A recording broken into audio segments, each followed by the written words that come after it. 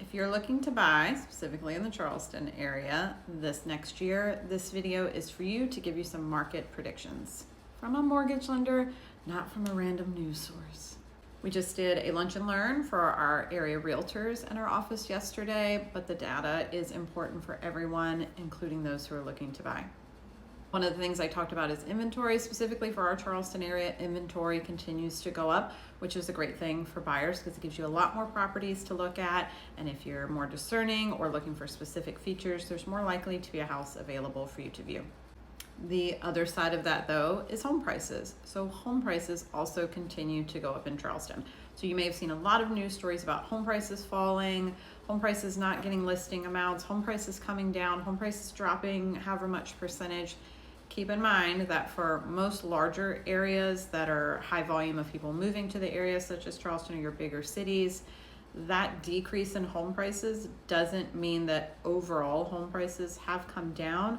That typically means that homes did not sell for their original list price, which tells us homes are still being over listed in a lot of areas and people are not willing to pay that much for it. For example, in Charleston, our average home price for the greater Charleston area is $450,000, which is actually up 3% from last year. So not only are we still selling quite a few homes, they're still selling for a higher amount than they were last year. But again, what is happening is they may be listed for $480,000, but they're being negotiated down to $450,000. So you need to be prepared for two things. You need to be prepared for continued higher home prices than what most would like to pay. However, you do have a lot more negotiation power though, knowing that sellers are typically dropping the prices of those homes. So you may have more ability to continue to negotiate down some. It's a good thing to talk to your realtor about how much is reasonable.